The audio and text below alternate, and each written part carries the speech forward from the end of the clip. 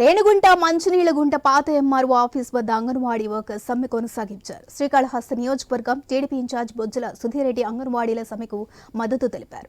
TDP అధికారంలోకి రాగానే అంగన్వాడీల సమస్యలను పరిష్కరిస్తానని హామీ ఇచ్చారు. అంగన్వాడీల జీతాల పెంపు, బీమా సౌకర్యం, రిటైర్మెంట్ బెనిఫిట్స్, ప్రతి ఒక్కరికి 2 సెంట్లు ఇంటి స్థలం ఇస్తామన్నారు.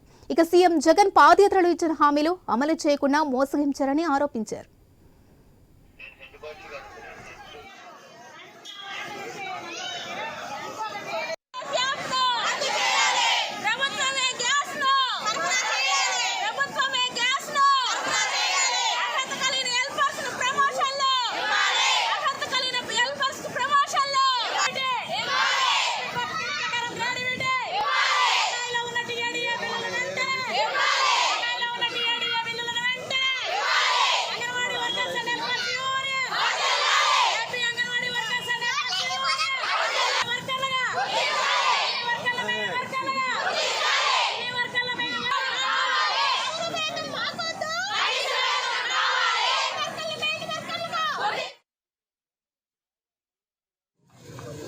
పెన్షన్లు లేకుండా,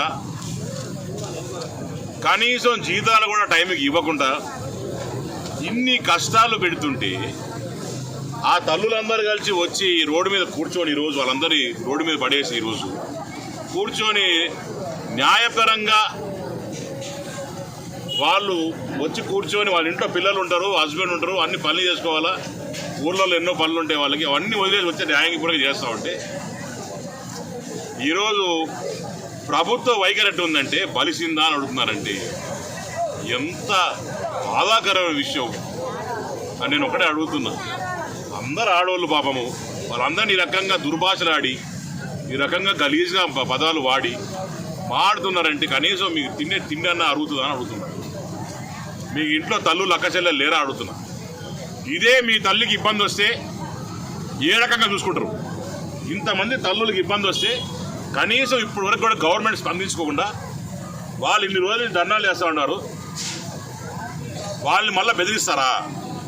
ఏమని విధులకు రాకపోతే సస్పెండ్ చేస్తారా? వేరే మార్చేస్తారా? లేకుంటే వాలంటీర్స్ని పెట్టి నడిపిస్తారా? ఏది రమ్మని చెప్పు చూస్తాం. మేమేమైనా గాలి తోడుకున్నామా? మా చెల్లెలు అక్కలకు కానీ ఇబ్బంది జరిగితే